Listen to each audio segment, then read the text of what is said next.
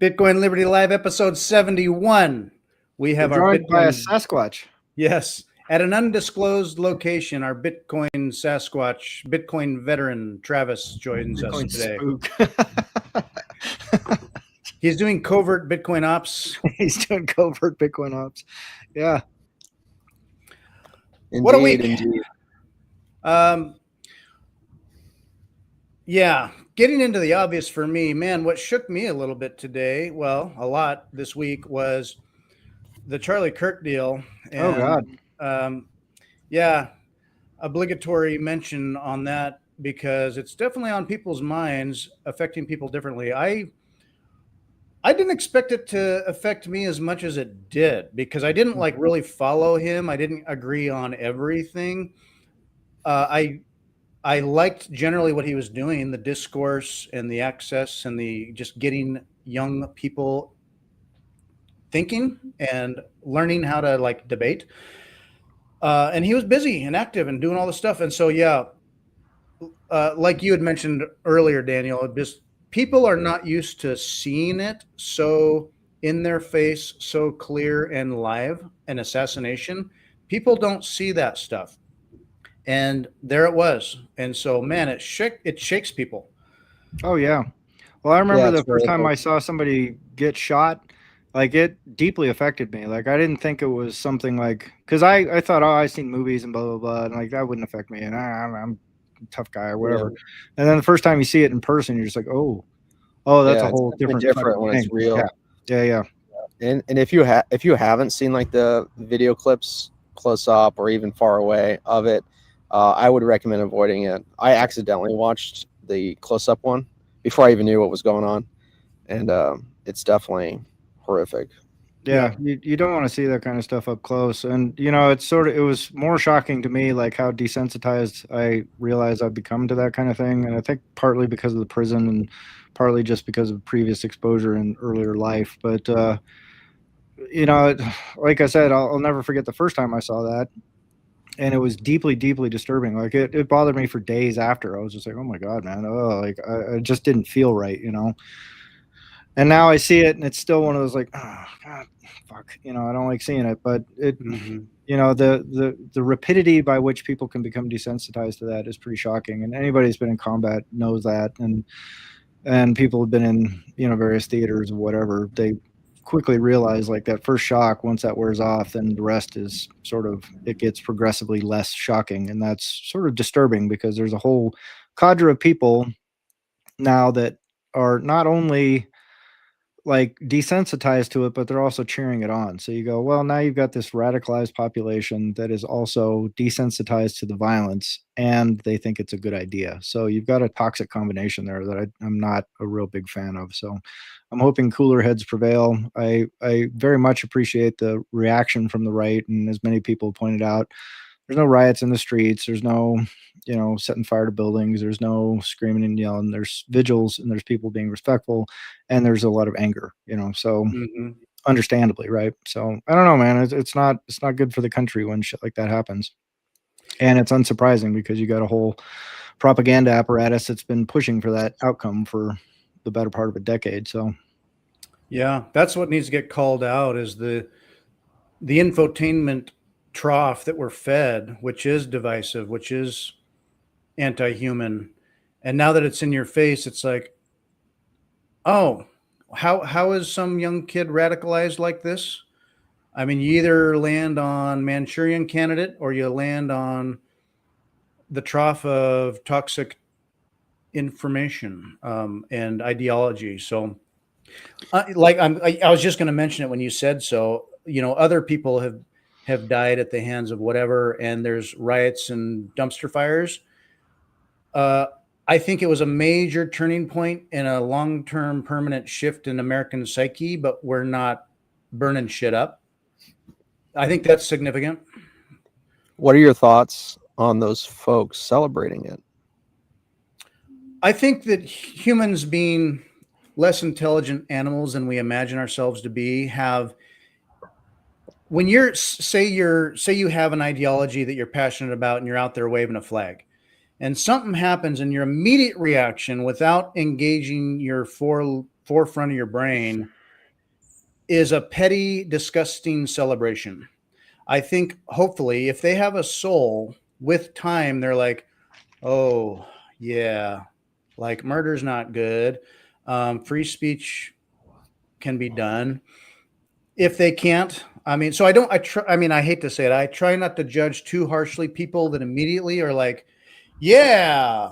I think it's a stupid gut reaction that hopefully they reconcile with reflection. There are people that I think it reveals their nature it, if that's their reaction. yeah, unfortunately, directionally, it's potentially a very deep void in their soul. And it reveals even more if they act on it and in the way that they're posting on social media and advertising that the celebration, right? Yeah. Like if their initial reaction was celebratory and then they go a step further and make it public. I mean, that's just wild. That's wild take to me. And there's wild takes on the whole incident in general. I've tried to avoid a lot of that On the because media. I mean, it's a great big coalition of retards in the world right now, and the loudest retards are, I mean, like they're the ones that get to the top of the algorithm, right? So, Chase Hunter put out a great video. I just posted it on the MicroSeed Twitter feed.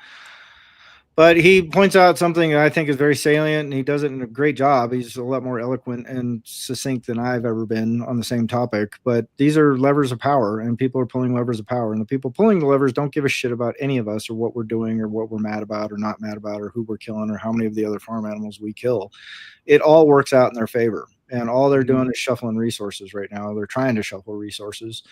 And so the way the farm animals react to that, I think, is very telling. But it goes without saying, I would think, that it's almost inevitable now that there's going to be a right-wing reaction. There's going to be some right-wing guy who said enough's enough. I'm going to go take matters into my own hand.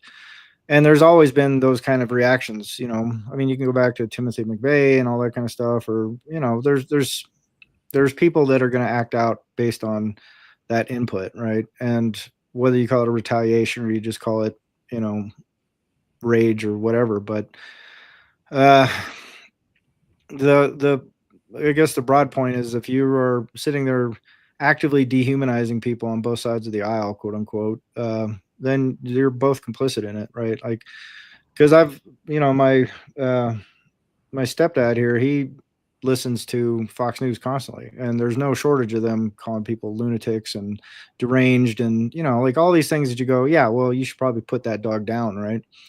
But just like on the left side, like people just calling people Nazis and fascists and, slavers and, whatever. It's just like, yeah, well, you should put that dog down, So yeah, one thing that I don't know. Go ahead. No, I was done. I think one thing that's kind of different in my mind is the right seems to be willing to debate and talk more, and the left has a tendency sometimes to Shriek. say speeches, violent speeches, hate, and that kind of rhetoric. What are your guys' thoughts on that? I've seen it much more lately on the left for sure, and I think it's easier to react that way when you feel a lack of power or platform because you're on the losing side and you're not in power, or your messaging isn't winning the hearts and minds of society at large. I think you're a waning power structure, and so you get desperate. I get conspiratorial with some of this stuff as well. And I should bite my tongue on presumptions about some of this stuff in terms of the incentives by the divide and conquer benefit to all of this, keeping us divided and fighting. But comparatively, you could say that, okay, there were people on the right who got in people's faces and whatever, but it's definitely less criminal. I mean, it's not like we're burning Teslas or businesses or smashing windows. It was more measured, perhaps. But I think that it's a kind of a desperate woke ideology that if they, in short time preference wise, perhaps taking advantage of youthful thinking about some of these things, it's like, I want it and I want it now. And it's got to be precise and it's got to be special. And I can't win through argument, but I can throw a tantrum.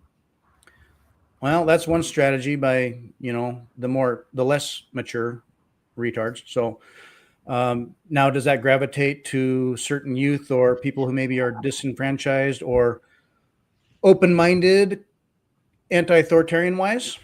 Yeah, I would call that generally more the liberal left. But it happens on both sides.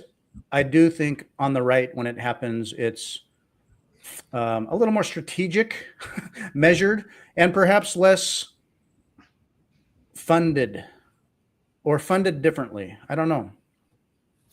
Well, I would say whether it's left or right, I've actually asked a robot. I've asked 2 robots, and depending on how you frame the question, what you categorize as violent reactions and things like that, it's about 50-50.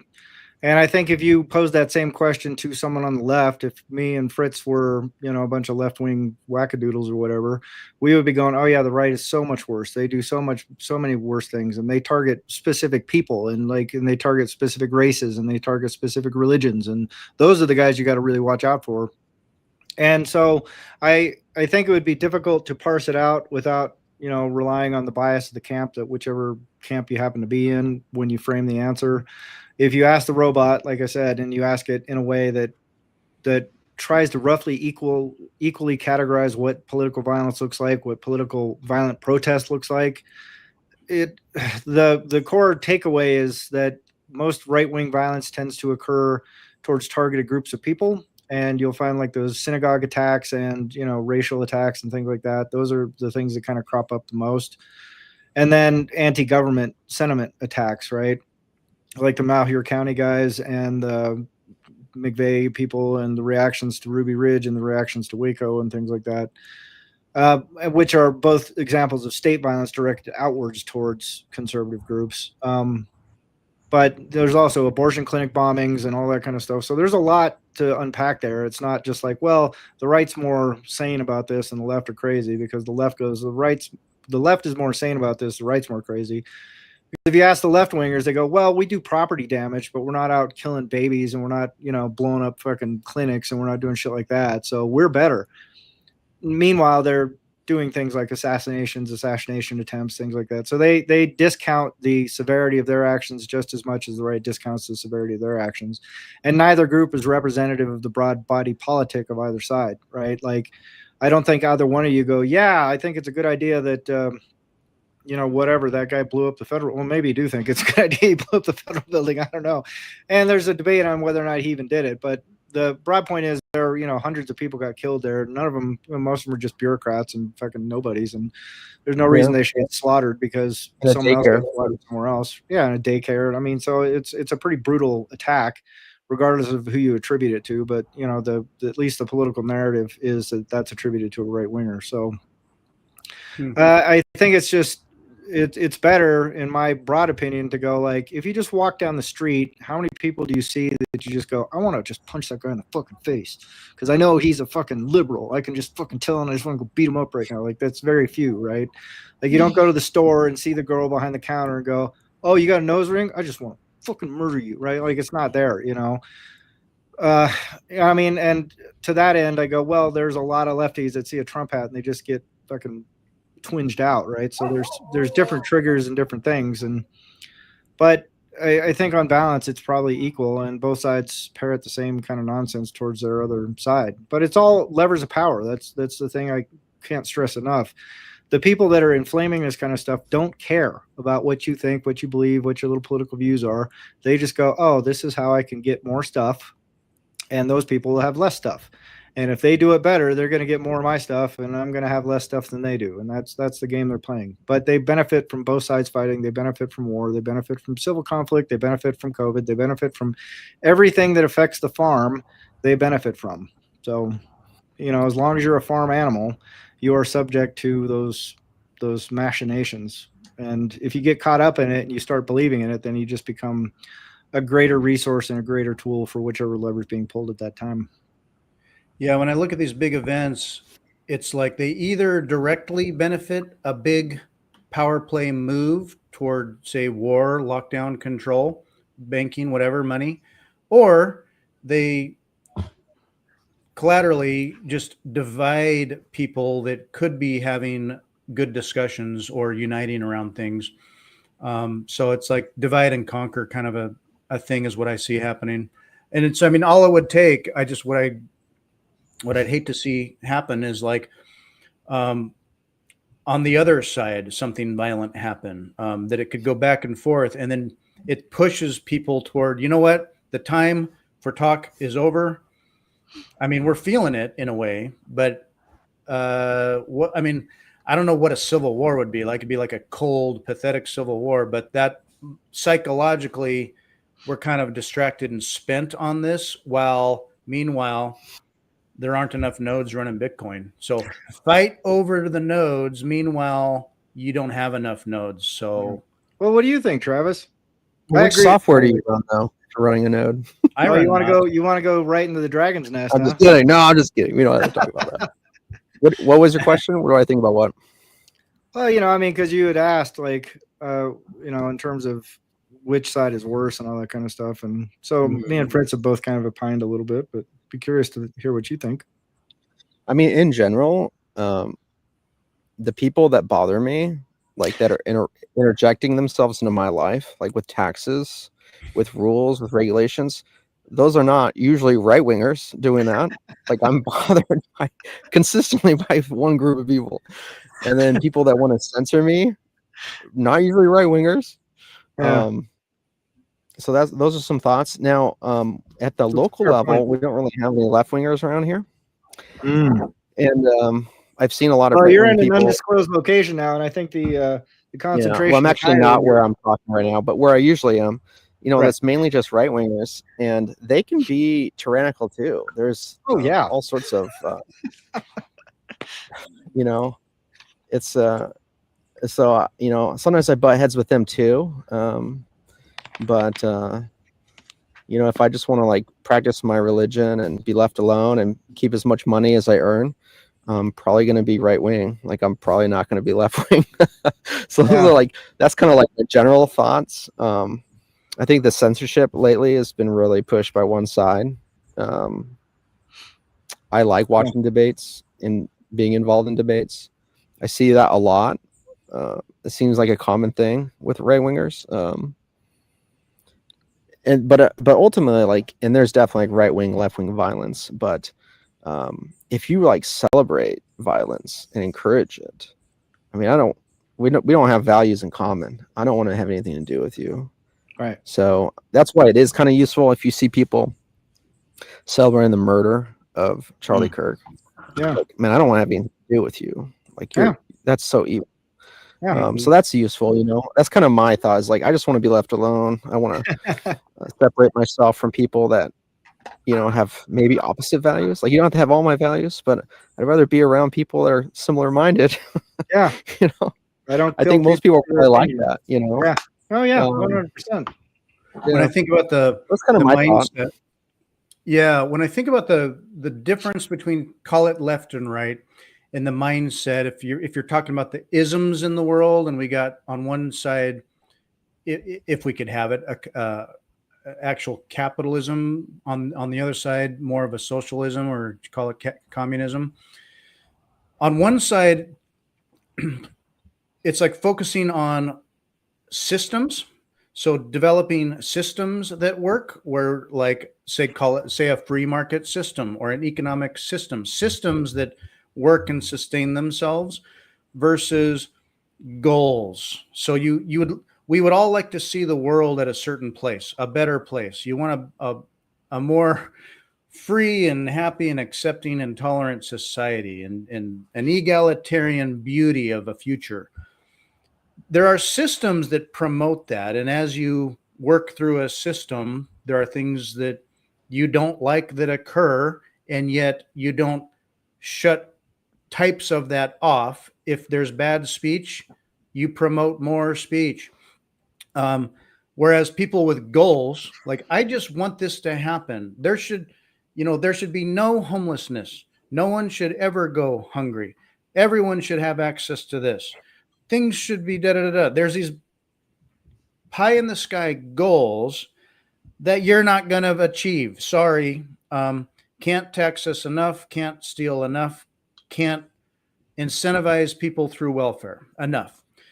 Mm-hmm. The goals don't work. And so in the face of failure and years of systemic failure trying to reach implausible goals, I think there's a loser think theory going on there. You can't get it. It can't happen. There's not enough money. It's not fair enough. The world's not fair. It's never not enough justice in the world, never enough fair to go around. And yet you'll see others that do well. And so the response is anger, jealousy. Oh, I see. Must be nice. So that's the reactive nature to people who simply have goals.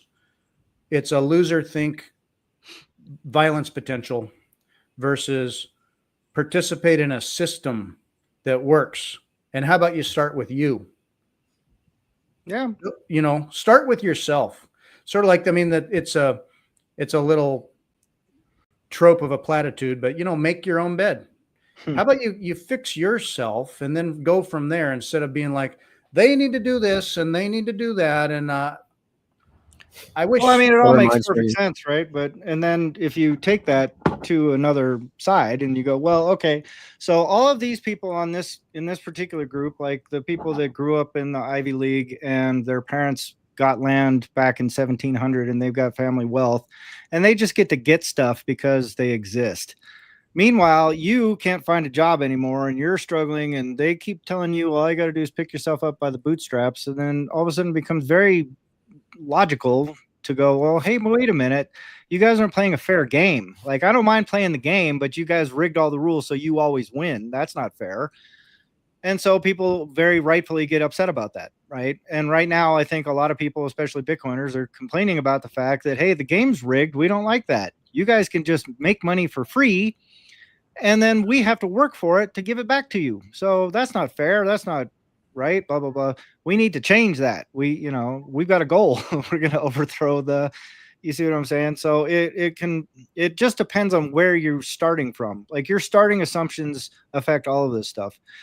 And what I'll keep coming back to for the rest of my life is, if you start tracing it out, it's chickens on the farm arguing about which way is the best to distribute the seed. The farmer's still going to take the meat. The farmer's still going to take the eggs. Doesn't matter what, you can say, hey, well, we've found out as the chickens that it's best if all the chickens get together and vote. And us chickens over here, we discovered that it's all best if we all just get together and hug and play kumbaya and beat bongos. What if the farmer? Pardon? What if the farmer was Thomas Massey? King Massey. King There's Massey. a nice Yeah. ring to it. Yeah. Yes. Let's get King Massey in there. He might actually be a pretty good farmer. If you want to maximize the health of your flock, that's one way to do it. But you know what would happen, right? Is then Prince Massey, his son, would take over, and he'd be a tyrant. Yeah. Yeah. And then exactly. It was good for a generation there. Yeah. Yeah. You nailed it. Hey, you know what? I'll take one good generation. Yeah. That's all I As ask. long as it's mine. The rest of them could suck eggs. And that's where, Bitcoin fixes this, because a lot of the symptoms of what we're grappling with, where I can't get mine, they already got theirs, and the table's tilted. That's all our fiat system. I think, Daniel, you posted about that, is, the fiat system creates this environment where we end up in these situations. And again, not to be overly simplifying about what Bitcoin fixes, but Bitcoin fixes this. Bitcoin would, over time, eventually realign all these incentives where people aren't feeling like they're left behind and shut out. And the people that have theirs can't just sit back and extract more. It changes the rules. Yeah. So now it'll take time. Do you think it'd be harder to? Do you think it'd be harder to tax people if it's just Bitcoin? Yeah, it's pretty easy to say GFY if you can't get to my stuff that you're trying to tax. I'm going to point out right now people say, this is a very common trope in the Bitcoin circles. They go, fiat is there to fix barter. Fiat fixes the problems of barter. And I go, you guys don't understand shit about shit. Every time I hear that, I just cringe inside and I go, no, it doesn't. It has nothing to do with fixing fucking barter. If me and you right now, Travis, wanted to trade something, do we have a problem with barter? No, because there's not going to be a situation where I go, hey, Travis, I really need one of your rifles because my family's starving. I don't have anything to give you right now, but can you help me out? And you go, yeah, sure, man. Here's a rifle. Here you go. We just bartered. What's the future promise? Well, you're going to either give me my rifle back or you're going to give me something of value to make it whole again, or I'm never going to trust you anymore, Dan. So here's your thing. Go ahead, go hunt some coons or whatever it is for your family and go get a possum for the pot. And then I will come back. And when you go, hey, man, hey, Dan, I really need help building my barn. Like, I just can't raise this barn. And I go, hell yeah, I'll help you out because you hooked me up last time with the rifle, dude. Hell yeah, I'll help you 10 times over because I want to be a good neighbor and we're friends. And I want to be sure that I'm making at least as much effort as you are in this trade. So we just solved barter. Done. No problem whatsoever. Fiat is there to take things from you. It has always been there to take things from you. It's not to fix barter. It's to tax you with.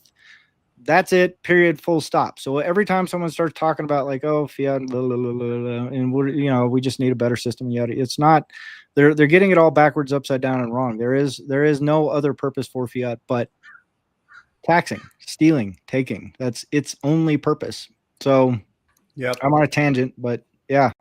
Hey, you got a rifle I can borrow? I don't have any weapons.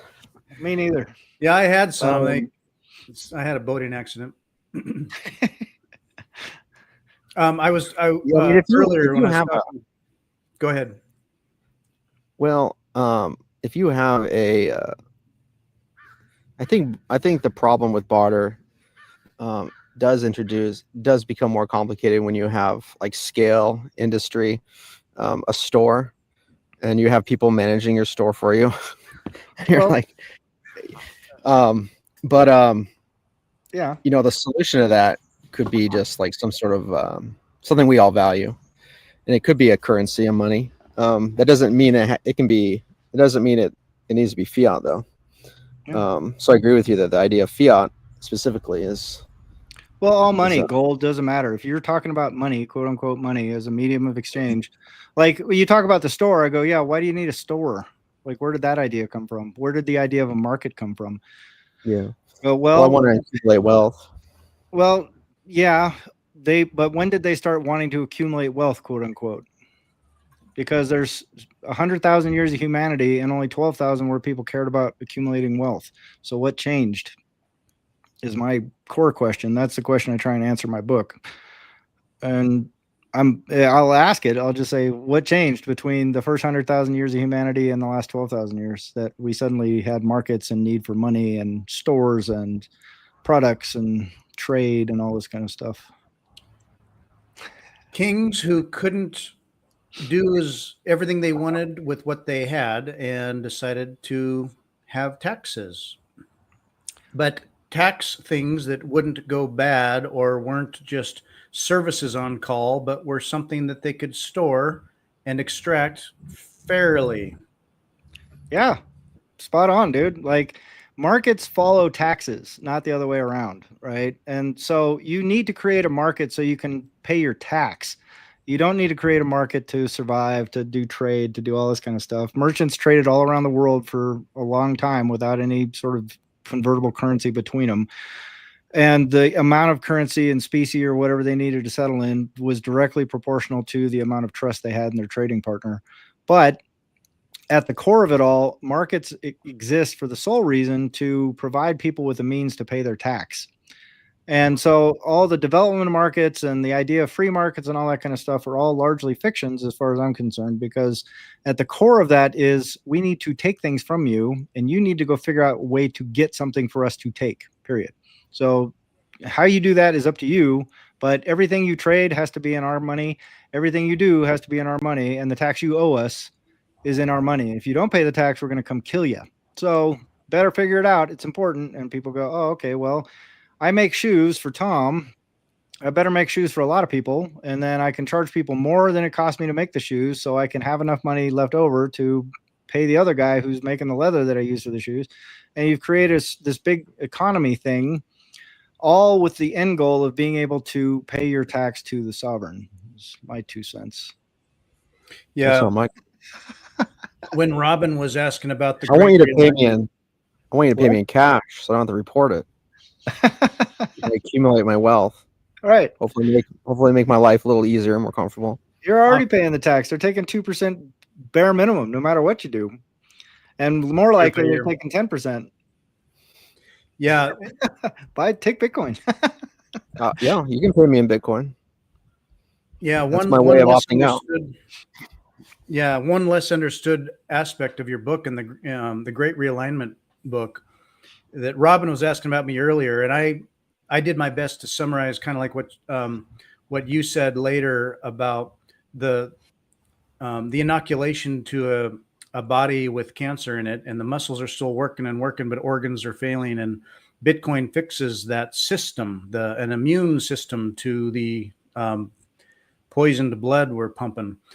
But another point made in the book is like people presume that, yeah, money and fiat currency evolved to facilitate what was just barter. And how do you do that? But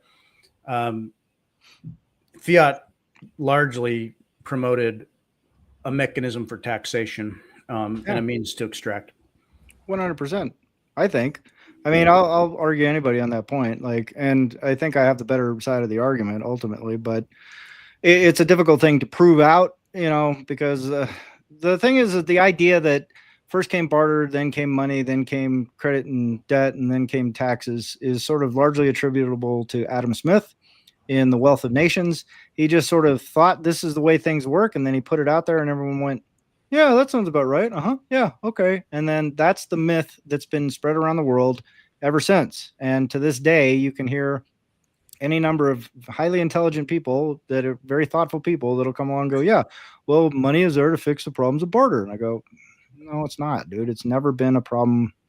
And there's archaeological evidence that's very much to the contrary, that says there's never been a society ever in the history of the world since agriculture where they started with barter and then they converted to currency. That just doesn't happen. So there are a lot of countries that start with a financial system that collapses and then they resort to barter. But there is no record anywhere of a society going, hey, we're bartering and it's just not working because I've got 2 donkeys and he's got a cart. I don't know how to divide my donkeys into his cart. So we need to come up with some shells or something to trade. So let me throw a couple of examples to you that you may be aware of that you have an answer to in terms of, okay, the glass beads in Africa, that they were using glass beads as a medium of exchange and a currency. The wampum shells on the East Coast when settlers were arriving and the natives had their wampum beads. That I think that's an example that Lynn Alden used in her book Broken Money. Mm-hmm. Would you say those? So you very much incorrectly use that, and that's one of your points. So did the wampum beads? Did the wampum shells evolve in terms of a medium of exchange need and use, or was there an accumulation or an extraction of wampum amongst the natives or native chiefs? Never once did they use it as a medium of exchange or as a resource to capture. Never. It was always a cultural artifact. So where Lynn Alden goes wrong on that idea is that, and it's specifically to her stock to flow thesis. She goes, well, the stock to flow characteristics of gold are superior to wampum. That's why wampum got replaced as a medium of exchange, because it was too easy to make wampum. And that's why that didn't survive as a currency. And I go, it was never used as a currency to begin with. The only people that used wampum as currency were the settlers that came from Europe. And they only used it because they couldn't get gold or silver because the Portuguese were taking all of it. So there were no banks in Europe that were going, hey, you need to settle your account in wampum. That just didn't happen. There was not like, oh, I know, we're going to do all our trade in wampum now because they found some in the New World. Didn't happen. The natives never looked at it that way. And it's very well documented that the natives were all like, what are you talking about? That's not what this is for. That the European Christian settlers came and gave it that attribute because they mistook a cultural artifact for a unit of account is on the settlers, not on the natives. So the idea that somehow gold replaced it because it was a more efficient, more better stock to flow characteristics is sort of an absurdity. And same thing with glass beads, same thing with the rye stones of Yap and all this kind of stuff. There were no accounts in England being settled in rye stones of Yap. There were no accounts in England being settled on glass beads from Africa. Those were local misuses of cultural artifacts and trying to fit cultural artifacts into a European Christian resource capture mindset. So that's Makes my sense. take on that. Like like I said, it is very, very, very well documented that the natives regarded that whole trade idea as absurd. They go, what are you talking about? None of this stuff makes sense. What you guys are saying is crazy. But even the people that documented it said, hey, by the time they got to the New World, they had abandoned the idea of using ledgers. And it had been replaced with the idea that currency is the way to do all trade. And they had forgotten about the use of ledgers by that point. It had become so inculcated into the population writ large that they stopped using ledgers. And I go, that tells you everything you need to know about the source of currency and why people are using currency the way they use it today. It's not because of some sort of magical characteristic. It's because of it was a more efficient way to resource extract for the sovereign, 100%. And I'll leave it at that, I guess, before I ramble. I always ramble. Well, that is interesting. I mean, you imagine, the settlers land on Manhattan Island and they're like, I mean, they want the land and they're there anyway. And they want, they want some kind of a trade deal to have happened. So they didn't feel completely like they just stole it, but they make a deal. But so what do the natives have other than having just given up their land? It's like the natives want tools and implements, pots and pans, and whatnot else. And certainly the settlers were motivated to figure out, as we trade here, what is valuable to you that you have in a supply that we can kind of monetize, itemize, and track. And it was going to be something, and so it kind of became the shell or the bead or. Well, and then the natives wasn't even with the natives. I mean, the natives, like, they would give the natives cultural artifacts that they could mass produce, and they go, "Hey, this is sweet. I really need these because next week I'm trying to get this girl to come over and sit on my ding dong, and if I have a really sweet looking wampum piece, I can give that to her and her brother, and maybe she'll let me, have her sit on my ding dong." So that breaks it down pretty basically. Yeah, well, it was used to, like, it's kind of like you guys use challenge coins, right? Like, you guys both know what challenge coins are. So imagine if someone came along, some outsider came along and go, oh, all these law enforcement guys, their money is challenge coins. Oh, so we just need to make a bunch of challenge coins. And if there are some really super sweet challenge coins that come from the FBI or something like that, like the Quantico challenge coin or what are Border Patrol challenge coin or whatever, you go, oh man, that's a pretty cool. And I wish I had one of those because I could trade that with Tom and he'd have to buy me beer for a year to get that. Oh, this is sweet, right? And then they go, oh, these guys use challenge coins for money. You go, well, I mean, yeah, but no, like, that's not what we're using these for. It's a completely different thing. Oh, no, it's money. And so the dollar came and replaced challenge coins because it had a better stock to flow characteristic than challenge coins did. You'd be like, no, you just don't get what challenge coins were about.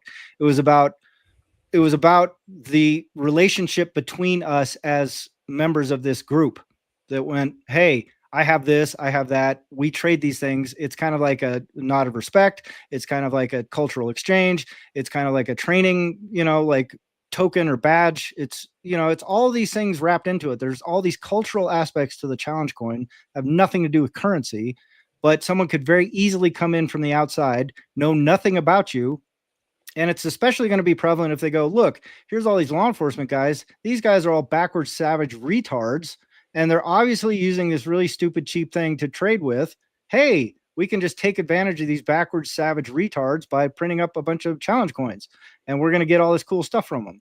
And once you all, as law enforcement officers, figure out, like, oh, well, the challenge coin from the FBI this guy gave me is not quite the same thing as when the FBI guy gives it to me. This is just some mass-produced thing he made in China.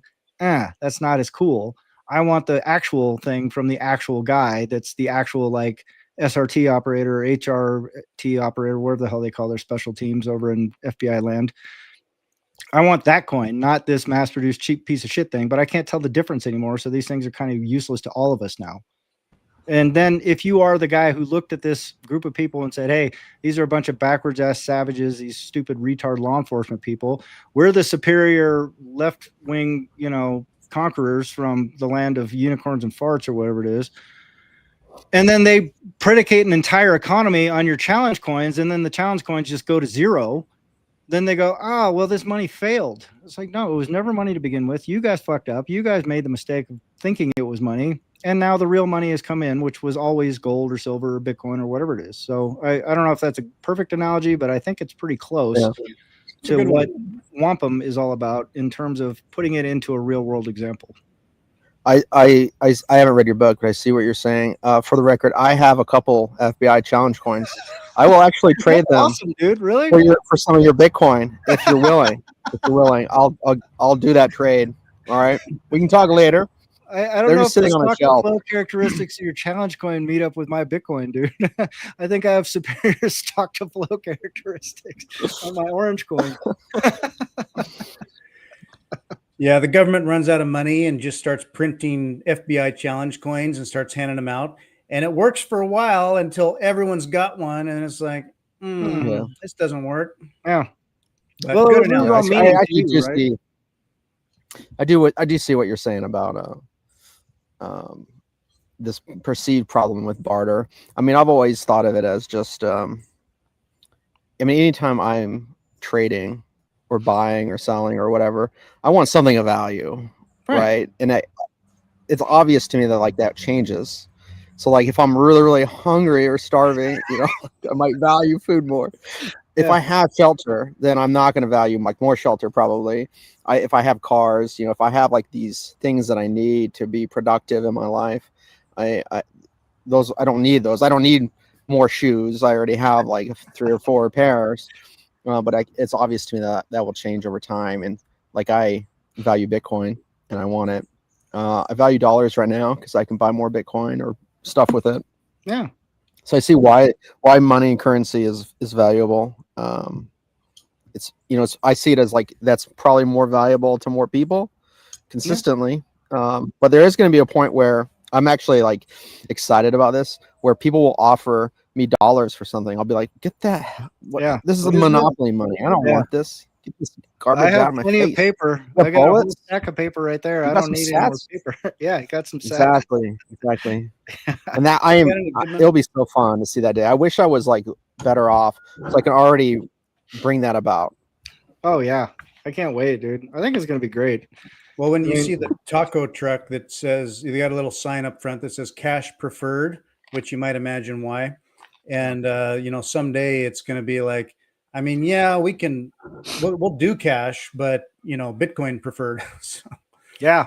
Well, I think those days are coming soon, right? Like, especially as more and more of the normies get into it, they're just gonna be like, we kind of prefer sats. Yeah. Like, I appreciate that, but do you have Lightning? Because we don't really like taking cards at all. And we'll take some of that dirty fiat as long as it's a CBDC. We don't take that paper shit anymore.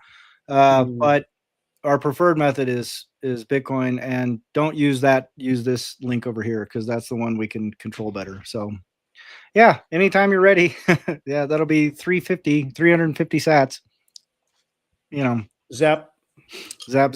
Yeah. I think it's inevitable, provided the network stays decentralized and secure. Yes. Yeah. Have you been listening to Jeff Booth or something lately? No, I always parrot that line every day. Okay. Yeah. I agree. That is important. It's a very important caveat. Did you see Adam back today? I haven't, but if you don't have that, then you're not really talking about Bitcoin anymore. Right. Correct. You're just talking about bank coin, and who cares then? What happened with Well, he finally came out and just said some like sensical stuff, and I was just like, oh, thank God! Finally, there's a sound voice in this space that's actually just addressing the issue and dealing with it. I thought it was great. I'm a big fan of Adam Back. I've met him in person. About what issue? About yeah. It was refreshing finally to see someone just kind of cut through the nonsense and just like look, this is what it is. This is what you guys are talking about. This is where you guys are being a little bit misled, I think, maybe. And ultimately, it's just going to be a thing that blows over. But I think if you spend enough time around it, you're going to find out that you probably weren't thinking very clearly when you jumped on whatever bandwagon you're on. So, and I think he's going to be right. I mean, the guy's been around Bitcoin since before all of us by a mile. And if there's anybody that understands this protocol on a deep level, I think he's one of those guys. And, you know, and people go, oh, he's a shitcoiner now. He's a this, he's a that. I go, well, you just lost the plot, dude. Like, if you're saying that guy is somehow compromised, corrupt, and this, that, and the other thing, I go, I don't have time to listen to your fucking arguments anymore. Never mind, your arguments don't make technical sense. So just whatever. But I mean, I think Bitcoin is more resilient than whatever it is. The thing I've sort of realized just this morning is like, the narrative that they're parroting, Bitcoin is only for money. It's a monetary network. I go, yeah, you're absolutely right. I agree with that 100%. I feel very passionately about that idea. And it ceased being that exclusively in 2017 when they rolled out SegWit. So what you're talking about now is conflating something with what happened with SegWit like 8 years ago. So if you go, we need to preserve Bitcoin's monetary purpose. Okay, roll back SegWit because that's where it went fucking sideways. If you're not willing to roll back SegWit, shut up. Like, there's not what your relay policy thing is not going to fix SegWit. Sorry. Like, it just doesn't, it's not going to happen. So what people really want when they say that is, I don't like SegWit. And what they're inserting instead is, I want to control relay policy. It's like, well, okay, you can, I mean, it's your node. You can do whatever you want. Like, there's no one telling you have to run XYZ or that you have to relay XYZ. Like, there's no like command down from the top that says this is the way Bitcoin is now. But the ultimate argument is like, I don't like spam on the blockchain. Great. Get rid of SegWit, get rid of Taproot. You'll fix the problem tomorrow. Like, it goes away immediately. And guess what? That's not going to happen. Like, there is not going to be any consensus on forking Bitcoin to roll back SegWit and Taproot. But that is the source of the problem of spam, 100%.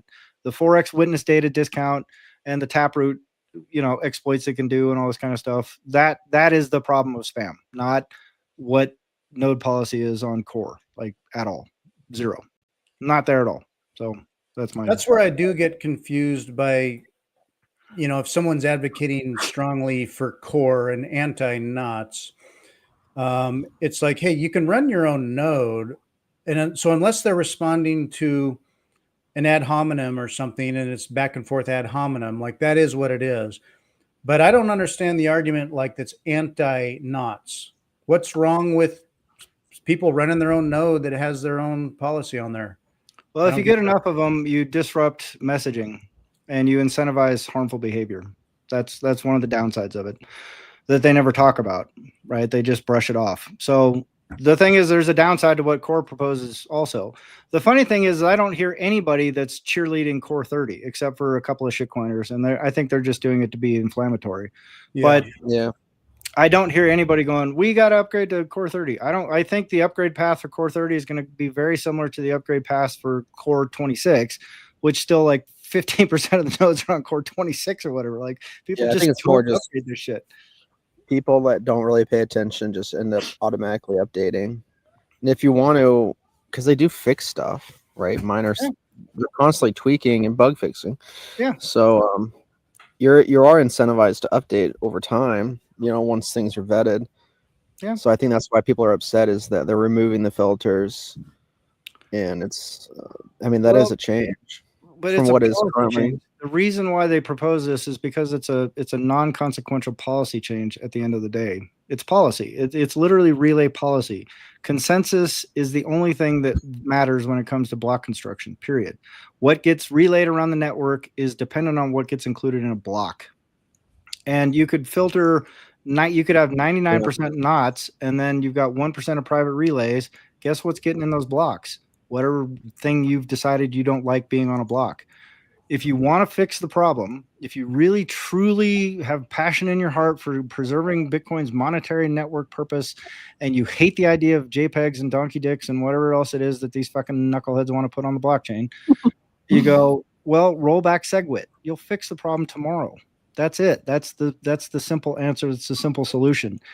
The argument against filtering, strong filter, strong relay policy things is you bifurcate the mempool and you bifurcate transaction submission, and you start incentivizing things like transmission APIs, which are fucking horrible. You don't want a subclass of people that can get their transactions reliably in a block where everyone else cannot. It also helps centralize mining, because if you're firing up a new mining rig and you got 200 terahash or whatever that you want to point to the blockchain, you won't see those transactions because they won't come to you because they're on a private relay. They're being submitted on a private transmission API. So you'll mine a valid block, go, sweet, this thing's awesome, but their block already went out with a bunch of shit that you didn't even see, you couldn't grab, and you couldn't include. So now you've got an orphan block. You've just devoted all this time to orphaning something, and you get to start all over again because you didn't see the thing because you're relying on a public mempool that does not represent what's going into blocks. So those are potential downsides to this idea. My point is not that if you run knots, the world is going to collapse, because that's not true. It has negative externalities. It has harmful consequences, and wide adoption of that is going to result in negative things. Just like eliminating the opportune limits and sort of giving a free-for-all pass to relaying whatever the fuck they want is also incentivizing negative behavior. So neither side has the right of it, because the answer is not in relay policy. The answer is in consensus changes. The answer, the only answer to all of these problems that everyone seems to be dickering about and all bent out of shape about, lies in SegWit and Taproot, not relay policy, period. And SegWit being a soft fork, I mean, theoretically, you could roll back your version of whatever core, or if there's a version of knots prior, it would still be compatible. It'd be you wouldn't be recognizing a lot of multi-sig stuff, I guess. Well, you wouldn't be on the right chain, right? So you'd be missing most of the chain. Yeah, well, yeah, you just wouldn't be seeing a lot of transactions, valid transactions. Well, I mean, but your blockchain would not represent the longest chain, right? So you would be effectively forking off again, and you would be a solo fork, right? So the point is, it's consensus change that needs to happen. If you want to fix spam, if you're really truly passionately devoted to the idea of fixing spam, the change needs to happen at the consensus level, not at the relay policy level. So I don't agree with either side. I'm going to say that as clearly as I possibly can.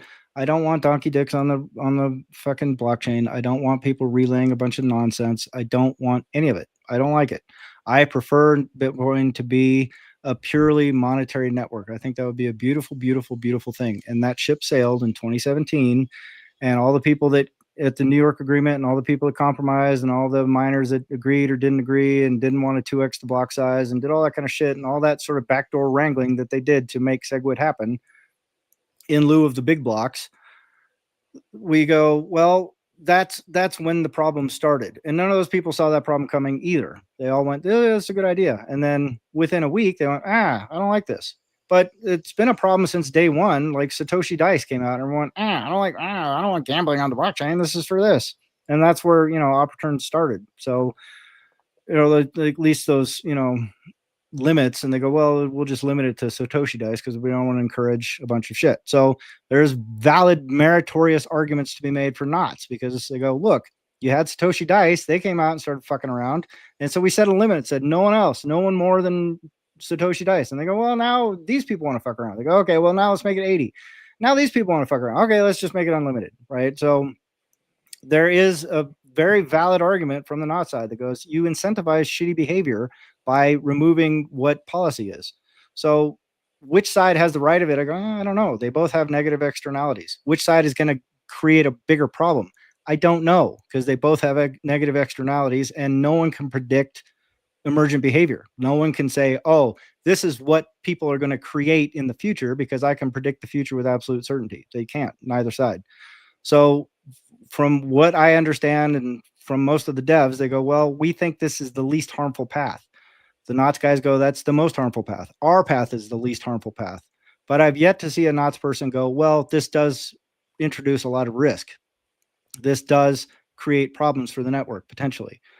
They just go, you support spam, you're a spammer and a pedo and a fed and this and that. It's just like, well, then you don't want to talk about it, right? So I don't know. But I like that Adam Back just sort of summed it up and just said, well, it's consensus and it's relay. There's policy and there's relay. or there's consensus and there's policy. And right now we're talking about policy, and that's a minor fart in the wind kind of thing. Consensus is what drives the boat. And his opinion is, I think this is less harmful. So I go, okay, man, sounds reasonable to me. And I'm kind of on that boat. I think there's more harms than they're anticipating, but I don't know because I can't predict the future either. My stance is like, well, 29 seems to be working pretty good. I'll just leave it there. And if there's, something comes along where I go, oh, it actually makes more sense for me to upgrade to 30, I'll go there. If it turns out 30 is an absolute disaster, I'll go, oh, it makes a lot more sense to run knots, and I'll set it back to 80. I'll just leave it there. So, it's the idea that whatever you're relaying and all this kind of stuff is nonsense, because you're going to relay the block after it's included in your chain anyway. So you can go, well, I didn't relay the transaction. I mean, I relay all the blocks after it's included, and I orphaned a bunch of miners that couldn't see my transaction because I didn't relay it to them. But I made my stand by throwing up a middle finger to SegWit via backdoor relay policy.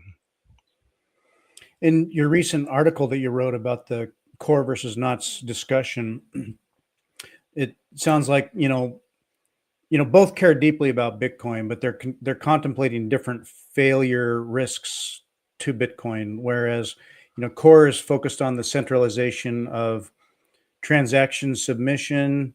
Knots is more focused on the centralization of validation and relay. Like they're both looking at the risks to Bitcoin. They're just looking at different risks. Right. Yeah, 100%. I mean, so to call one side disingenuous or fake or feds or corrupt or doing it for corrupt motivations or all this I think both sides are conscientious actors in the space. 100%. And then I'll see Peter Todd tweet about getting a block with a whole bunch of virus code inscribed into it for the lulz. Mm-hmm. And it's like, really? Like just to troll. And it's, well, you may not like people's personalities, but that has nothing to do with policy or consensus at the end of the day. Like, it's just irrelevant, and it's making noise. And a lot of those people are making noise because of the noise the other side is making. It's the same exact left-right dynamics that we've been talking about for the first half hour of the show. There's no difference in the camp following. There's no difference in the narrative parroting. There's no difference in anything. It's just, you have a bunch of non-technical users that don't truly understand what it means to run a node. Like Robin said on the last podcast last week, he goes, I asked my people, do you guys run a node? And they go, what's a node? That's the Bitcoiners right now. That's 99% of Bitcoiners. I don't know what a node is. What does that mean? Does that mean mining? Okay, good. So that's where we're at right now. And the people that do understand it only understand it tangentially. And the people that are really deeply into the weeds on it, they have a different opinion than the mob right now. They go, well, we think, based on what we're doing, what we've seen, and the financial incentives, we think this is probably the best course. And we recognize there's going to be problems with it. So, but we think this is the path of least resistance, the path of least harm. And the other side wants to call them corrupt because of that conscientious decision that was made by a bunch of people that are thinking about it deeply and have been thinking about it deeply for 15 years. None of these arguments are new. None of these debates are new. None of these ideas are new. They're all old. Like, they've been around since Satoshi Dice. The problem with spam, the problem with blockchain propagation of transactions that people have deemed unworthy, unlikable, don't like, whatever, is because of SegWit and Taproot. It's not because of relay policy. Opening up relay policy willy-nilly, I don't think is a good idea. Clamping down on relay policy willy-nilly, I don't think is a good idea. I don't think there is a good solution to this. Yes. Travis got to go. Oh, bye, Travis. And ironically, Luke Dasher contributed a lot of code to SegWit, along with Peter Wheel and some others. I had to look it up, but there were not the consequences that we were aware of going into that. I mean, it was expanding the capability of address signatures and benefits to the savings on block size and transaction size, with unintended consequences that were probably hard to fathom or envision at the time. But it opened up a whole bunch of capability, and we're, oh, this is great. We can do this now. Oh, Oh, Little did we know. I Okay. didn't know you guys could do that now. Oops. Yeah. Well, that's precisely right. Like I said, I got a. Oh, sorry, I didn't see the private chat. I had it on comments for some Travis reason. had to run. Yeah. But nevertheless, the broad point of it is like the divisiveness and the name calling and all this kind of stuff is counterthetical to the movement of Bitcoin, right? The most important thing we can do is encourage people to run nodes by a mile. Whether or not you set your knobs to 40 kilobytes, 0 kilobytes, or a billion kilobytes is sort of irrelevant to the broader conversation. You need to have more nodes that are more geographically decentralized. That is the most important thing you can do as a Bitcoiner. Sitting there calling each other names and allowing these divide and conquer tactics to take over the space is not helpful to anything at all, full stop. So I don't care if it's, the autistic core devs being dismissive and snarky. I don't care if it's the autistic NOTS devs being autistic and snarky. Neither side should be commanding a large following of people to be autistic and snarky to each other on their behalf. What everybody needs to do is come together and go, hey, we have way more in common than we don't. Almost everybody that I follow on Bitcoin Twitter and whatnot are people that mostly care about the monetary uses. I don't see a lot of people going, I love JPEGs. I can't wait to spam JPEGs. I do follow some of those accounts, but they are a tiny, tiny, tiny fraction of a minority of the people that I see and that I want to engage with, because that's not what I'm here for. I don't care about your monkey JPEGs. I don't care about your rare SADs. I don't care about your ordinals. I don't care about your inscriptions. I don't care about any of that fucking shit. It is meaningless to me. I think it's a waste of block space. And I go, well, if I want to get rid of those guys, we have to roll back consensus. Roll it back pre-SegWit, and all those guys can't do what they do now, right? Or it becomes a lot more prohibitive. But there's always ways people can work around your rule, unless it's a consensus thing, right? You can't tinker with consensus. You can absolutely tinker with policy rules. Like you can evade policy. Everybody in the history of policies ever created, paper or otherwise, people find ways to evade the policy. It's just part and parcel with policy because it relies on a certain type of logic and it relies on voluntary behavior. So if you're trying to dictate behavior through a piece of paper or through a fucking line of code that is not enforceable, then you go, well, what are you doing? You're just signaling. You're just going, I don't like this. Yeah, and I'd say the SegWit ship has sailed. I mean, Oh God, dude, it's long it gone. is what it is. And it's more good than bad, really, overall. I think Bitcoin, I mean, I guess easy to say. I feel like TikTok next block, Bitcoin remains very anti-fragile. What I hope is that big players, if we're looking at empty blocks, low set for V byte stuff, and so there's room for all this gamey, cheesy stuff.